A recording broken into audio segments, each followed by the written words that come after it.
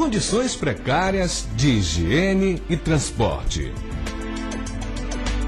O veículo está com infração de equipamento obrigatório. O tacógrafo possui um equipamento de segurança do veículo e o dele do ônibus encontra-se quebrado. Esse foi o cenário flagrado pelo Ministério Público do Trabalho durante a força-tarefa nas obras da Transnordestina em vários municípios do interior de Pernambuco. Para a gente é uma garantia que está tendo a fiscalização na obra, que o direito da gente, né, de todos, só meu, não dos outros todos os funcionários da Odebrecht também. Aqui nesse trecho da obra Transnordestina, próximo ao município de Salgueiro, trabalham cerca de 1.500 funcionários. A equipe do Ministério Público do Trabalho visitou o canteiro de obras, alojamentos e conversou com os trabalhadores. Várias irregularidades foram constatadas.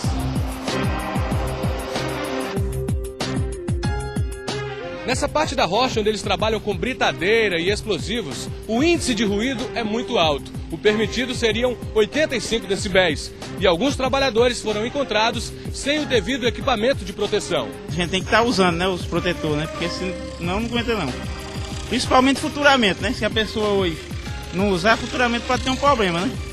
Jornadas exaustivas também faziam parte da rotina dos trabalhadores. Alguns funcionários chegaram a trabalhar 12 horas por dia, com intervalo de apenas 1 hora para o almoço. A gente sai daqui de 11h30, chega lá em frente à fila. Quando a gente chega aqui já é hora de voltar de novo. A gente perde 30, 40 minutos numa fila do descanso da gente. Foi verificada excesso de jornada de até 13 horas por dia. Tá? Pela legislação, a jornada normal é de 8 horas, pode ser excepcionalmente estendida por mais 2 até 10 horas. Então eles estão extrapolando em 2, além dessas 3, uma ao intervalo intra-jornada. A Força-Tarefa Transnordestina teve início na cidade pernambucana de Petrolina. De lá, a equipe do Ministério Público do Trabalho seguiu para outros municípios do estado, onde estão localizadas as frentes de serviço da ferrovia. No escritório da Odebrecht, construtora responsável pelas obras, alguns documentos foram avaliados. Quando vem a fiscalização, a gente aproveita para verificar o que é que está de errado ou o que se pode estar de errado para a gente poder corrigir. Nos alojamentos, mais irregularidades. O Ministério Público encontrou problemas na área de lazer e nos bebedouros, que eram insuficientes. Nessa breve inspeção que nós estamos realizando, constatamos que os extintores de incêndio, por exemplo, os 3 que nós já olhamos aqui inicialmente estão vencidos, necessitando recarga, e também a questão da sinalização está deficiente, porque a norma regulamentadora número 23 prevê na questão de sinalização vertical e horizontal, e também quanto ao isolamento da área. Aqui a gente vê um extintor que está num local inadequado, segurando a porta do banheiro, e o extintor de incêndio é um equipamento fundamental justamente na hora que se mais precisa, na hora do incêndio, por óbvio. Nesta escavação manual, os peritos identificaram risco de soterramento.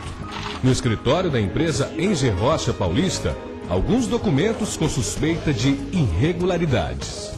No britador, os procuradores também encontraram riscos de acidentes. O que nós verificamos aqui no britador é a ausência de enclausuramento dos roletes de forma nessas laterais para proteger justamente que o trabalhador sofra algum tipo de acidente.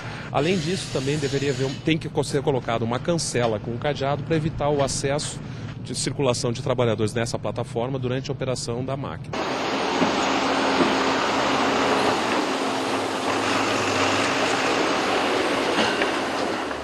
Na audiência com o Ministério Público do Trabalho, advogados da construtora Odebrecht e da Transnordestina S.A.